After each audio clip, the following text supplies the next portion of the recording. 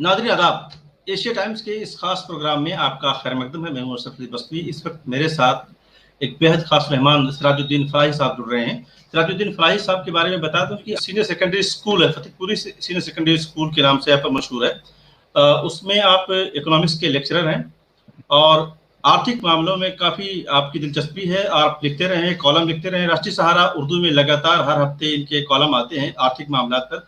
तो हमने मुनासिब समझा कि आपसे उन मामलों पर जिनको पर ये लिखते हैं उन पर क्यों न बात की जाए और समझने की कोशिश की जाए। एक हफ्ते पहले एक लफ्ज़ जो है मोनेटाइजेशन का, एक लफ्ज़ बहुत चर्चा में है मीडिया में। इससे पहले 2016 में हमने डीमोनेटाइजेशन का एक लफ्ज़ चर्चा में सुना था, जो 8 नवंबर 2016 को जब नोटबंदी हुई थी उस दिन से वो लफ्ज़ बहुत चर्चा में आया था। मीडिया में बार बार बोला जा रहा था डीमोनेटाइजेशन। उस पर आपने एक मजमून लिखा राष्ट्रीय सहारा उर्दू में। आज हम उसी पर चर्चा करेंगे। तो सबसे पहले आपका बहुत बहुत शुक्रिया, आपका स्वागत है सिराजुद्दीन साहब आपके हमारे इस प्रोग्राम में। हम इस प्रोग्राम के जरिए से लोगों में आर्थिक मामलों की बेदारी पैदा करने की कोशिश करेंगे। हमारा ये वीकली प्रोग्राम होगा, कोशिश करेंगे कि हम हर वीक आपके एक प्रोग्राम रिकॉर्ड करें। तो मुझे आप ये बताइए कि ये जो पिछले हफ्ते जो हुआ है जी, मोनेटाइजेशन का जो गवर्नमेंट ऑफ इंडिया ने जो ऐलान किया, ये क्या है? इसको साधारण शब्दों में आप मुझे समझाइए। शुक्रिया अशरफ भाई। आपने 2016 में अभी जो जिक्र किया है, नवंबर 2016 में मोदी गवर्नमेंट ने एक पॉलिसी लाई थी जिसका नाम था डीमोनेटाइजेशन, जिसमें आपने देखा होगा कि 1000 और 500 के जो बड़े नोट थे वो अचानक वो लीगल टेंडर नहीं रहे। अब उसके बाद से जो इकोनॉमी है वो डाउन होती गई। आप देखेंगे कि उसके बाद से जितने भी क्वार्टर रहे हैं किसी भी साल के, जो फाइनेंशियल ईयर होता है उसका जो क्वार्टर रहे हैं, उसमें इकोनॉमी में जो जीडीपी होती है वो जीडीपी गिरती रही है जी ऐसा नहीं है कि ये जो बात कही जा रही है कि कोविड की वजह से जीडीपी माइनस में आ गई या रिसेशन आ गया इकोनॉमी में। जीडीपी शुरू से गिरती रही है कई सालों से इधर। जी बिल्कुल। तो अब ऐसा हुआ है कि इकोनॉमी जब जीडीपी गिरी तो गवर्नमेंट ने अपने एसेट्स को बेचना शुरू किया। जो पब्लिक सेक्टर अंडरटेकिंग्स होते हैं वो प्राइवेट सेक्टर जी को जी जी। बेचना शुरू किया, तो इसमें बड़ा हंगामा हुआ हम्म। कि गवर्नमेंट तो अपने असासे बेच रही है, गवर्नमेंट मुल्क बेच देगी। जबकि गवर्नमेंट तो इस नारे के साथ आएगी कि मैं मुल्क को बिकने नहीं दूंगा, देश बिकने नहीं दूंगा, इस नारे के साथ आई। लेकिन जी देखा गया कि इकोनॉमी में डाउन होती गई और गवर्नमेंट अपने एसेट्स को बेचती गई। तो अब जरा सा जो बेचना लफ्ज है, इसको गवर्नमेंट समझ रही है कि इसका पब्लिक पर क्या असर होता है, तो इसलिए जी उसने बिल्कुल। वर्ड को। अब जी मोनेटाइजेशन का एक नया शगुफा छोड़ा गया है। मोनेटाइजेशन का असल मतलब होता है conversion of assets into cash. Government ये कह रही है कि जो एसेट्स हमारे पास हैं वो बिल्कुल बेकार हैं, इनका कोई मतलब नहीं है, तो ऐसा करते हैं कि इसको हम मोनेटाइज कर देते हैं। मतलब ये कि किसी प्राइवेट कंपनियों को लीज पर दे देते हैं, उससे जो पैसा मिलेगा उससे एक इंफ्रास्ट्रक्चर को डेवलप करेंगे। तो गवर्नमेंट ये कहना चाह रही है कि हम कैपिटल एक्सपेंडिचर करेंगे उससे, जी यानी गवर्नमेंट अपने एसेट्स को बढ़ाएगी। ये गवर्नमेंट का, यानी एक तरफ एसेट्स को प्राइवेट हाथों में दे रही है और उससे जो पैसे मिलेंगे उनसे गवर्नमेंट का ये कहना है कि हम अपने एसेट्स को बढ़ाएंगे, इंफ्रास्ट्रक्चर को डेवलप करेंगे। तो ये जो पॉलिसी है मोनेटाइजेशन की पॉलिसी है, यानी गवर्नमेंट का ये कहना है कि जो हमारे पास एसेट्स थे जो बिल्कुल बेकार पड़े हुए थे, उनको हम प्राइवेट सेक्टर को लीज पर देंगे और वहां से 6 लाख करोड़ रुपए इकट्ठा करेंगे 4 सालों में, आने वाले 4 सालों में। और उन ये बताइए 6 लाख कि हम्म। रुपए को जी जो है जी जी इंफ्रास्ट्रक्चर पर खर्च किया जाएगा। जी जी। ये जो किराए पर देने की बात हो रही है, तो ये क्या 4 साल के लिए ही होगा कि आने वाले कई सालों की, कई दहाइयों पर मुश्तमिल होगा? ऐसा लग रहा है कि सिर्फ चार गवर्नमेंट साल के देखिए लिए अभी दिया जा तो रहा है। जी गवर्नमेंट अभी कह रही है आने सिर्फ 4 साल के लिए इसको लीज पर दिया जाएगा। इन जो इसमें स्ट्रेटेजिक सेक्टर के हैं बहुत सारे हैं, उसकी पूरी एक लिस्ट है। जब निर्मला सीतारमन जो है जब आई हमारी जो वजीर मालियात हैं, तो इतनी लंबी लिस्ट है कि बाकायदा उनको एक किताब छापनी पड़ी है। तो ये 4 साल तक के लिए तो कहा गया है, लेकिन जो इकोनॉमिस्ट हैं जो इस मामले के जानकार हैं, उनका ये कहना है कि सिर्फ 4 सालों के लिए, यानी 4 सालों में कोई एक कंपनी अपना इंफ्रास्ट्रक्चर को डेवलप करेगी, अपनी टेक्नोलॉजी का इस्तेमाल करेगी, बहुत सारे बहुत बड़े लेवल पर इन्वेस्टमेंट करेगी, तो 4 साल तो उसको इन्वेस्टमेंट करने में लग जाएगा, तो उसका प्रॉफिट उसको पास कहाँ आएगा? तो गवर्नमेंट अभी 4 साल कह रही है, 4 साल के बाद उसको एक्सटेंड करेगी। हो सकता है 10 साल की एक्सटेंड कर सकती है, 20 साल के लिए भी कर सकती है। तो ये अभी 4 साल के लिए है, लेकिन ये माहिरीन इस बात की पूरी तरह से कभी उम्मीद जाहिर कर रहे हैं कि ये बढ़ाएगी इसकी डेट। गवर्नमेंट जिन अदारों के बारे में बता रही है, कह रही है कि वो किसी काम के नहीं है, तो वो प्राइवेट अदारों के लिए काम के कैसे हो जाते हैं जिसके वो पैसे दे रहे हैं? सरकार के लिए वो एक लाइबिलिटी है, लेकिन प्राइवेट अदारे उसे खरीद रहे हैं, तो उनकी क्या दिलचस्पी हो सकती है प्राइवेट अदारों की उन अदारों से? जी, जैसे रेलवे है, रेलवे में आप देख रहे होंगे, आपने सुना होगा कि 90 जो पैसेंजर ट्रेनें हैं उनको गवर्नमेंट लीज पर देने जा रही है। 400 रेलवे स्टेशन दिए जा रहे हैं। इस तरह से 25% जो रोडवेज है, सड़कें हैं, उनको लीज पर दिया जा रहा है। तो कंपनियां इसको जब लेंगी तो जाहिर है कि इसके रेट बढ़ाएंगी। रेलवे का जो किराया, जो हम यहाँ से लखनऊ 400-500 रुपये में पहुँच जाते हैं या 300 रुपये में, उसके रेट काफ़ी बढ़ जाएंगे। तो फिर गवर्नमेंट, अच्छा, प्राइवेट कंपनियों का क्या पर्पस होता है, मकसद इनका होता है मैक्सिमाइजेशन ऑफ प्रॉफिट होता है। वो ज़्यादा जी, से ज़्यादा प्रॉफिट रखती हैं, जबकि गवर्नमेंट का जो मकसद होता है वो मैक्सिमाइजेशन ऑफ वेलफेयर होता है, समाज की खुशहाली होती है। तो जब प्राइवेट के हाथों में जब भी कोई चीज़ जाएगी, जी, बढ़ेंगे। इसका मतलब ये नहीं है कि चीज़ों को प्राइवेट नहीं होना चाहिए। प्राइवेटाइज, इसका मतलब ये भी नहीं है कि सारे सेक्टर्स को गवर्नमेंट अपने हाथ में रखे, लेकिन गवर्नमेंट को देखा ये जा रहा है कि जिस तरीके से अपने एसेट्स को प्राइवेट हाथों में दे रही है, ये अपने आप में बहुत बड़ा सवाल है। और ये भी आपको मैं बता दूं, उन्हीं हाथों में ये एसेट्स जा रहे हैं जो हाथ गवर्नमेंट की मदद करते हैं बैकडोर से। जी। सबसे ज्यादा जो फंडिंग करते हैं, जिसे पॉलिटिकल फंडिंग कहते हैं, उन्हीं जी, हाथों जी। को ये बेचा जा रहा है।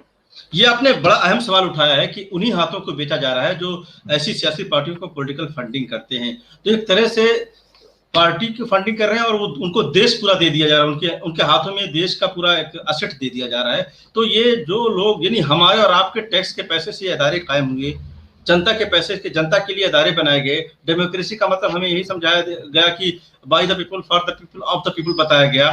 तो ये कहीं ना कहीं हम जमहूरियत के उस उसूल से भटक रहे हैं और अपने अदारों को दूसरे के हाथ में दे करके फिर अपने लोगों के ऊपर एक तरह से जुल्म और इस्तेबदाद, एक तरह से जो पुराना जो निजाम था किसी जमाने में, जिससे हमने निकलने के लिए अंग्रेजों से लड़ाई लड़ी, उसके बाद में आकर के कानून बनाए, कहीं ना कहीं हिंदुस्तान की आवाम को एक बार फिर उन्हीं निजाम के तहत धकेला जा रहा है। जी, जिस तरीके से गवर्नमेंट प्राइवेटाइजेशन के पॉलिसी पर अमल कर रही है, इससे तो यही लगता है कि ये जो प्राइवेट कंपनियां हैं, ये आने वाले वक्त में मुल्क चलाएंगी। कहा जाता था कि ईस्ट इंडिया कंपनी इंडिया में तिजारत के लिए आई थी और धीरे धीरे वसाइल पर कब्जा करती गई, और एक वक्त ऐसा आया कि उसने पूरे हिंदुस्तान पे कब्जा किया और बड़ी मुश्किल से उससे छुटकारा मिला। अब जिस तरह से प्राइवेट कंपनियों को गवर्नमेंट अपने एसेट्स दे रही है, उससे ऐसा लगता है कि आने वाले दिनों में प्राइवेट कंपनियां ही इस मुल्क को चलाएंगी। और प्राइवेट कंपनी, देखिए एक चीज ध्यान दीजिए, किसी भी चीज को प्राइवेट किया जाता है जब, तो उससे जो इनकम की जो डिस्ट्रीब्यूशन है, इनकम और वेल्थ की डिस्ट्रीब्यूशन, वो अनइक्वल हो जाती है। यही वजह है कि आप देख रहे होंगे कि जो 1% जो क्रीमी लेयर है, जो कारपोरेट घराने हैं, उनके पास इस मुल्क के जो 50% रिसोर्सेस हैं वो उनके पास है, और जो 60% जो नीचे का है, उनके पास सिर्फ 4.5% जो रिसोर्सेस हैं। तो ये इनकम की जो डिस्ट्रीब्यूशन जो अनइक्वल होती जा रही है, गरीबों और अमीरों के दरमियान जो खाई बढ़ती जा रही है, इसका सबसे बड़ा जो मुझे समझ में आ रहा है जो वजह है इसकी, ये है प्राइवेटाइजेशन। 1991 में जब प्राइवेटाइजेशन की पॉलिसी, मनमोहन सिंह उस वक्त फाइनेंस मिनिस्टर थे, ये लाई गई थी, जी, तो उस वक्त से लेकर के 2014 तक के दरमियान आप जब देखेंगे तो ये प्राइवेटाइजेशन का अमल बहुत सुस्त रहा है। और गवर्नमेंट, उस वक्त की जो गवर्नमेंट थी, उन लोगों ने जो पब्लिक सेक्टर को बनाया है, उनके असासों को बनाया है। अब ये हुकूमत क्या कर रही है, ये हुकूमत फिजिकल डेफिसिट तो बढ़ा रही है।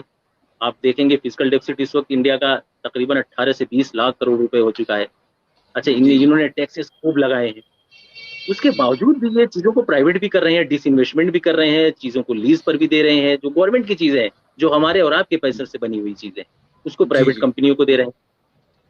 ये लॉन्ग टर्म में इसके हिंदुस्तान की मईशत पर, हिंदुस्तान के लोगों पर क्या असरात आप देख रहे हैं? लॉन्ग टर्म में जब जब भी प्राइवेटाइजेशन का अमल जिस तरीके से चल रहा है, अगर ऐसे ही चलता रहा, तो लॉन्ग टर्म में हम ये देख रहे हैं कि जो इनकम की डिस्ट्रीब्यूशन है वो और अनइक्वल होती जाएगी। जी, हम ये देख रहे हैं कि रिक्शे वालों के हाथ में मोबाइल पकड़ा देना, उनके घर पे टीवी लगा देने को हम तरक्की समझते हैं, जबकि हकीकत ये है वो जो मोबाइल में रिचार्ज करवाता है, मोबाइल खरीदता है, वो भी अपने थोड़े से पैसों को बचा करके ही कराता है। और ये पैसे भी वहीं जाते हैं जिनके पास मुल्क के 50% वसाइल। तो ऐसा नहीं है कि ये रिक्शे वाला अपनी इनके खान पान बढ़ गया, इन्होंने इनके जो है तालीम पर ये ज़्यादा खर्च करने लगा, या जो ये हेल्थ पर ज़्यादा खर्च करने लगा, ऐसा नहीं हुआ है। बल्कि ये नफ्सियाती हरबों का इस्तेमाल करती हैं कंपनियां, और उसके बाद जो बचा कुचा थोड़ा सा पैसा होता है वो भी कंपनियों के पास चला जाता है। तो इससे सबसे बड़ी जो दिक्कत होगी आने वाले दिनों में, वो इनकम के डिस्ट्रीब्यूशन जिस तरीके से अनइक्वल होता जा रहा है, उस पर बहुत बड़ी चिंता करने की ज़रूरत है इस वक्त। और लेकिन हकीकत तो ये है कि हमारे मुल्क की जनता सुकून से सो रही है, उसे इन सब चीज़ों से मतलब नहीं है। अच्छा, एक चीज आपने बहुत अहम बात बताई कि हमारे मुल्क की जनता सुकून से सो रही है, अपोजिशन मौजूद है। आज भी जो वो पार्टियां जो मसावात की बात करती हैं, सीपीआईएम हो, सीपीएम हो, ये सारी पार्टियां भी मौजूद हैं, सोशलिस्ट पार्टियां भी मौजूद हैं, कांग्रेस भी मौजूद है। उसके बावजूद कोई अपोजिशन इस लेवल का इस तरह के फैसलों पर नजर नहीं आता। उसकी वजह आप क्या देते हैं? ये जो इच्छा नहीं है अपोज करने की सरकारों के इन फैसलों की, खासतौर से बीजेपी की सरकार में, क्या वजह है कि अपोजिशन इतना ज्यादा मतलब या तो लापरवाह है या तो बेचारा है, लाचार है? क्या वजह है? जी, अपोजिशन बिखरा हुआ है, और इस वक्त तो मुल्क को हिंदू मुस्लिम में बांट करके ये एक तरह की सियासत की जा रही है। तो जाहिर है कि इस मुल्क के अंदर हमारे जो बिरादरान वतन हैं, हिंदू भाई हैं, वो 86% हैं। तो ये जब मुस्लिम और हिंदू की जब पॉलिटिक्स होगी, तो उनको, हमारे भाइयों को ऐसा लगता है कि बीजेपी उनके लिए सबसे अच्छी है। और दूसरी सबसे बड़ी जो चीज़ इसमें ये है कि जो अपोजिशन इसलिए नहीं खड़ी हो पा रही है कि जो मीडिया है, इस मीडिया को हुक्मरान जमात ने पूरी तरह से अपने कब्जे में ले रखा है। तो कोई चीज़ जो चीज़ें देश हित में है या जो इस मुल्क के मफाद में है, उनको आने ही नहीं देते हैं, और हुकूमत की पॉलिसियों की तारीफ करते हैं। जबकि मीडिया का काम तो ये होना चाहिए कि हुकूमत से सवालात करें। तो अपोजिशन इतना बिखरा हुआ है कि ये यूनाइट नहीं हो पाता है, और बाकी मीडिया अपना काम कर रहा है। मेरी ये समझ में आ रहा है, यही वजह हो सकती है।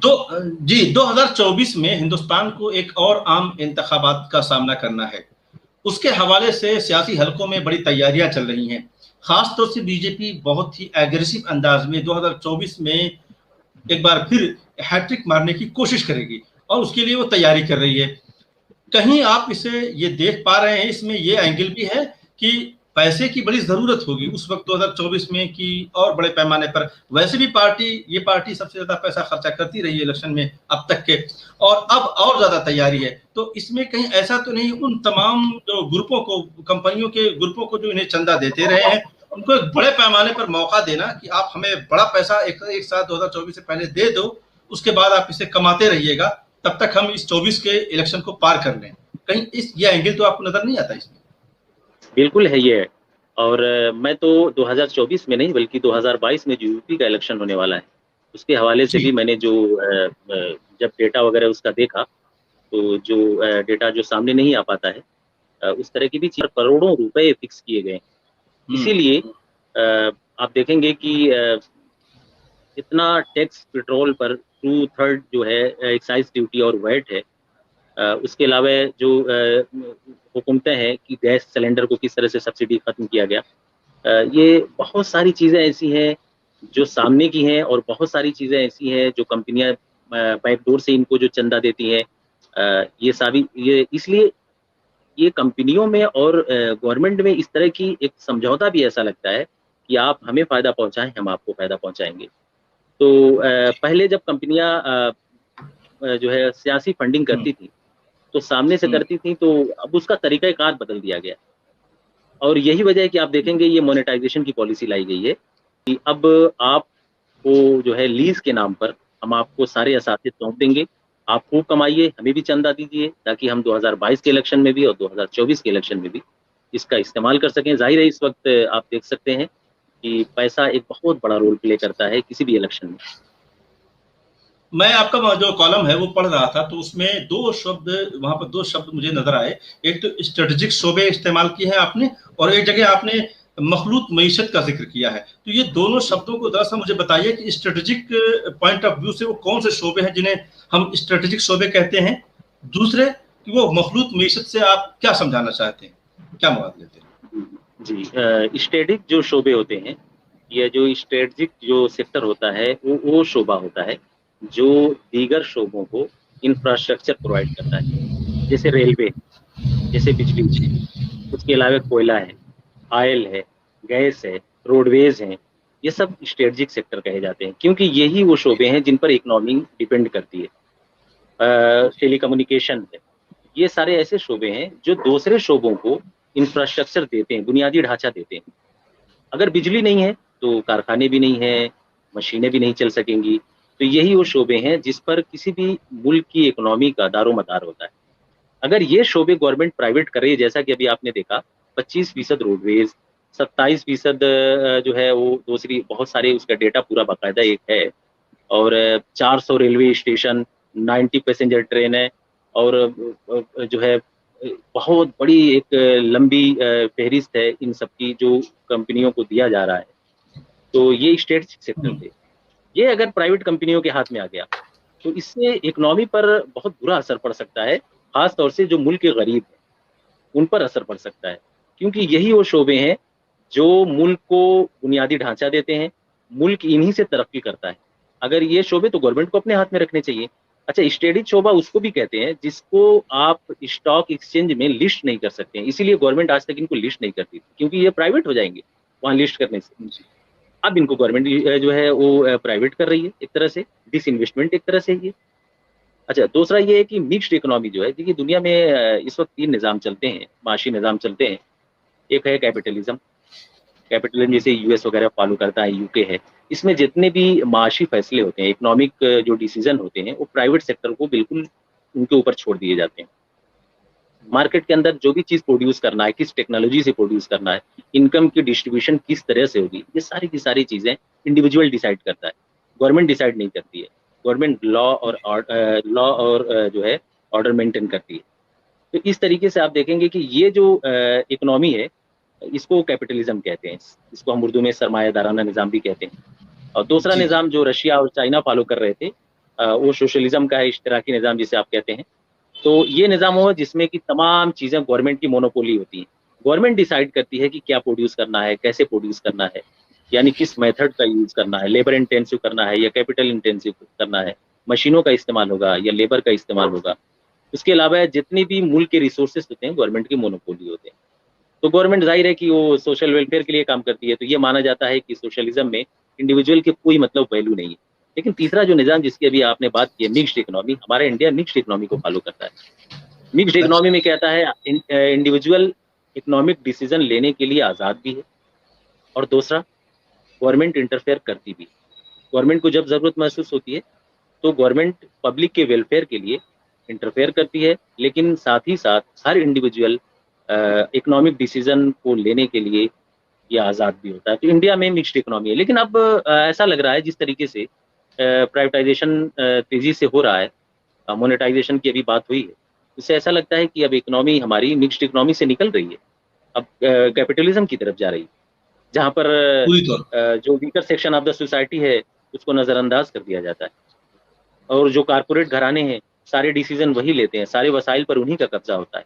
जाहिर है कि जो कंपनियां वही चीज़ प्रोड्यूस करेंगी जिनकी मार्केट में डिमांड ज़्यादा होगी, क्योंकि जिनकी डिमांड ज़्यादा होती है वो प्रॉफिट ज़्यादा होता है। तो इसमें जिनके पास परचेजिंग पावर नहीं होता है वो नज़रअंदाज हो जाते हैं। वज़ीर आज़म नरेंद्र मोदी जब जब गुफ्तगू करते हैं तो वे कहते हैं कि मैं लोगों से बात करते हैं, जब वो तो उसमें आम लोगों की बड़ी बात करते हैं। वो कहते हैं कि हम 2022 तक सारे लोगों को घर पक्के प्रोवाइड कर देंगे, सारे लोगों के लिए शिक्षा की बात करते हैं वो। लेकिन उसके साथ साथ जब वो गरीब गरीब का अल्फाज पहले की सरकारों ने भी बहुत इस्तेमाल किया है, और ये भी गरीब लफ्ज़ का बड़ा इस्तेमाल करते हैं, गरीबों की बात करते हैं। अब अमली तौर पर आप ये बता रहे हैं कि जिस तरह से इस वक्त मोनेटाइजेशन हो रहा है, उससे तो ये लगता है कि पूरी तौर पर अभी तक आधा कुछ ये चीज़ें यानी दोनों मिक्स थी, अब ये मुकम्मल तौर पर सरमायादाराना निज़ाम को अडॉप्ट करने जा रहे हैं। उससे अगर हम पूरी तौर पर उस तरफ चले जाते हैं, सरमायादाराना निज़ाम की तरफ, तो हिंदुस्तान जैसे मुल्क में जहाँ इतनी बड़ी आबादी गुर्बत के खत्ते गुर्बत के नीचे रहती है, बहुत ज़्यादा बड़ी आबादी लोअर मिडिल क्लास में जीती है, उसकी ज़िंदगियाँ किस तरह मुतासिर होंगी आने वाले 10 साल में? उन्हें आप कहाँ देखेंगे अगर ये निज़ाम आगे चलता रहा? आपका ऑब्जर्वेशन क्या है?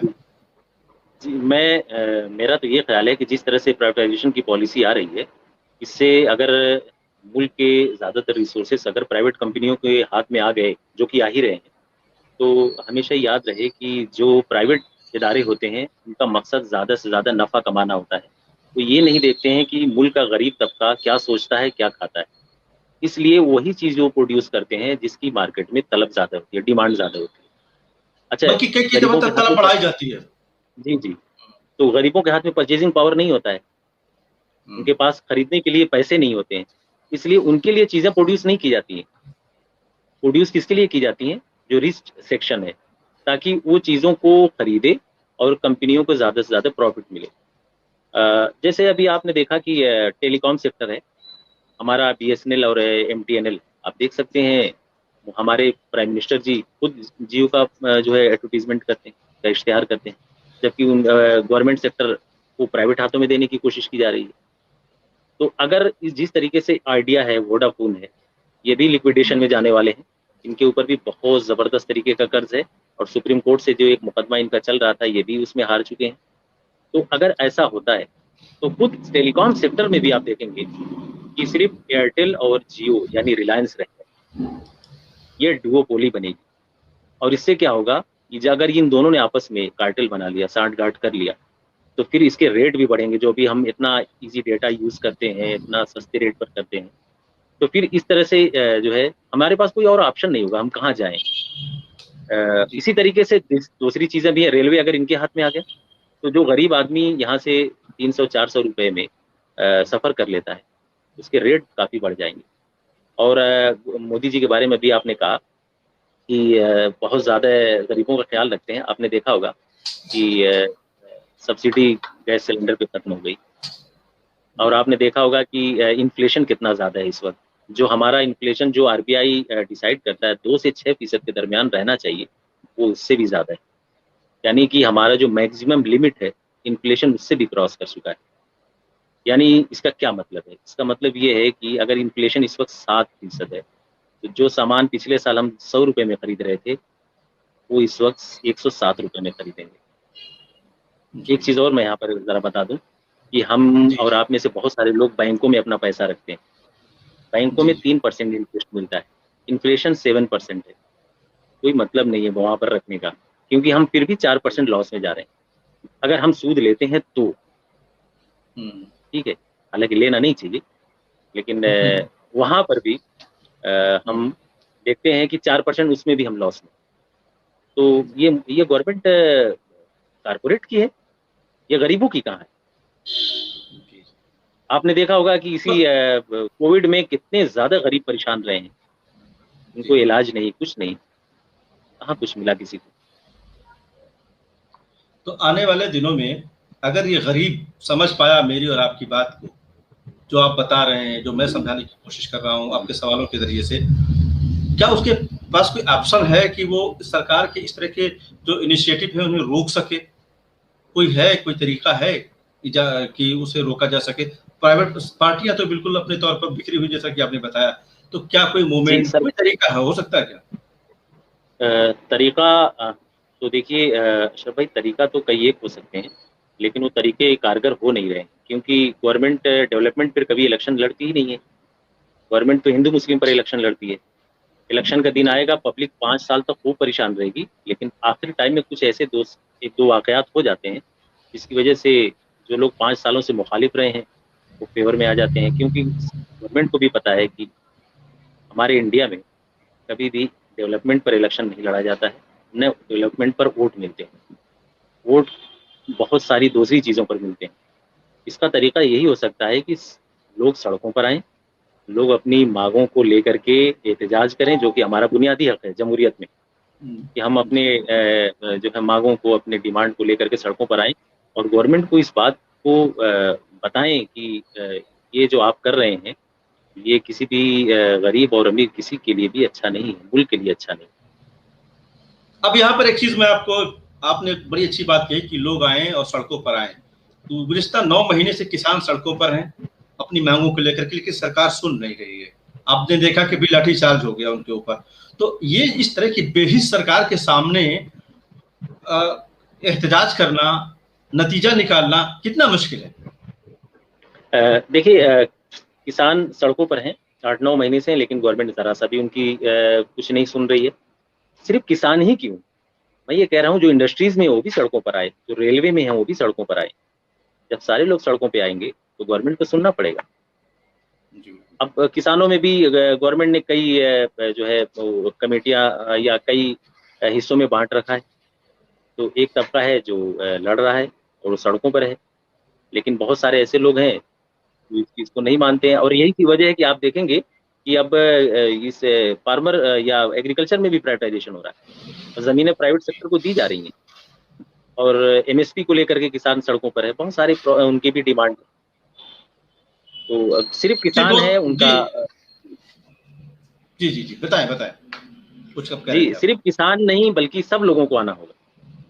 बिल्कुल बिल्कुल सही कहा आपने। बहुत बहुत शुक्रिया आपका, आपने मुझे ज्वाइन किया और हमने कोशिश की कि आज के इस मोनेटाइजेशन के शब्द को जरा सा समझने की कोशिश करें सिराजुद्दीन साहब से, क्योंकि आप आर्थिक मामलों के जानकार हैं और आप हमें बताएं कि इससे क्या आने वाले दिनों में हम तमाम की जिंदगियों पर, हिंदुस्तानियों की जिंदगियों पर असर पड़ेगा, वो हम समझने की कोशिश कर रहे थे। आने वाले दिनों में हम किसी और टॉपिक पर अगले हफ्ते फिर हम आपसे बात करेंगे और समझने की कोशिश करेंगे। नाज़रीन, हम आप तक पहुंचाने की कोशिश करेंगे कि आर्थिक मामलों के जानकार चीज़ों को किस तरह से करीब से देखते हैं और मुझे और आपको समझाने के लिए जो उनके पास जो टूल है वो किस तरह से समझते हैं और हम तक किस तरह से चीज़ों को पहुंचाते हैं, ताकि हम उस बारीकियों को समझ सकें, उन दाव पेच को समझ सकें और अपने हुकूक के तहफ़्फ़ुज़ के लिए आए। और जैसा कि आप बता रहे हैं कि इसके लिए सबको आगे आना होगा, सिर्फ किसान नहीं, जितने सेक्टर में लोग जुड़े हुए हैं और जो उनकी जिंदगियां जिनकी मुतासिर हो रहे हैं, उन तमाम लोगों को सड़कों पर आना होगा। और हमने हिंदुस्तान की आज़ादी बड़ी मुश्किल से, बड़ी लंबी जद्दोजहद के बाद दी है और हिंदुस्तान को एक जमहूरी मुल्क बनाया है। जमहूरियत में अवाम सबसे ऊपर होते हैं, अवाम के जरिए जमहूरियत होती है, अवाम के लिए की जाती है, अवाम के हुकूक का ख्याल रखा जाता है। वो अपना एक नुमाइंदा चुनते हैं, मैदान में भेजते हैं, पार्लियामेंट में भेजते हैं, कानून बनाते हैं।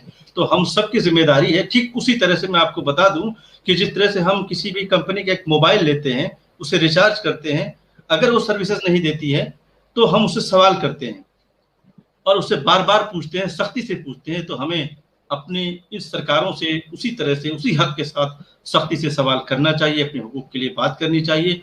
हमें उल्टे सीधे मामलात में, उल्टे सीधे नारों के पीछे पड़ने के बजाय अपने हुकूक की बात करनी चाहिए। आज बस इतना ही, बहुत शुक्रिया और आने वाले दिनों में इंशाल्लाह अगले हफ्ते हम फिर मुलाकात करेंगे किसी एक टॉपिक के साथ। बहुत शुक्रिया आपका भी, बहुत बहुत शुक्रिया, आपने मुझे समय दिया, बेहद शुक्रिया, थैंक यू।